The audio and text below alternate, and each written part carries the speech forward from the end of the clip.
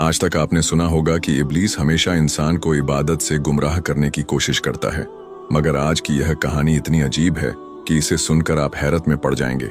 एक शख्स अंधेरी रात में नमाज अदा करने के लिए अपने घर से निकला। रास्ता बहुत अंधेरा था और चलते हुए उसे ठोकर लग गई। वह मुंह के बल गिर पड़ा और कीचड़ से लथपथ हो गया।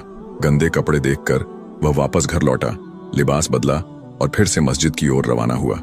अभी कुछ ही कदम चला था कि उसे दोबारा ठोकर लगी और वह फिर गिर पड़ा, मगर उसकी हिम्मत कम न हुई। वह फिर घर लौटा, कपड़े बदले और एक बार फिर मस्जिद की ओर बढ़ा। इस बार जब वह घर से बाहर निकला तो दरवाजे पर एक अजनबी खड़ा था, जिसके हाथ में एक चमकता हुआ चिराग था। अजनबी चुपचाप उसके आगे आगे मस्जिद की तरफ चल पड़ा। चिराग की रोशनी में इस बार रास्ता साफ नजर आ रहा था और वह बिना किसी मुश्किल के मस्जिद पहुंच गया। मस्जिद के दरवाजे पर वह अजनबी ठहर गया और नमाजी अंदर चला गया।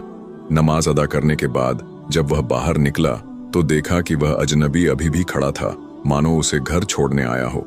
नमाजी को अजनबी पर शक हुआ और उसने उससे पूछा, आप कौन हैं? अजनबी ने जवाब दिया, मैं इब्लीस हूं। यह सुनकर नमाजी हैरान रह गया और बोला, शैतान मुझे मस्जिद तक कैसे छोड़ने आया? तेरा काम तो लोगों को गुमराह करना है। इब्लीस हंसते हुए बोला, जब पहली बार तू गिरा तो अल्लाह ने तेरे सारे गुनाह माफ कर दिए। जब दूसरी बार गिरा तो अल्लाह ने तेरे पूरे खानदान को बख्श दिया। मुझे डर था कि अगर तू तीसरी बार गिरा तो अल्लाह पूरे गांव को बख्श देगा, इसलिए मैं चिराग लेकर आया ताकि तू बिना गिरे मस्जिद पहुंच जाए। यह सुनकर नमाजी की आंखों में आंसू आ गए। उसने सजदे में गिरकर अल्लाह का शुक्र अदा किया कि उसकी मेहनत और नियत को अल्लाह ने कबूल कर लिया।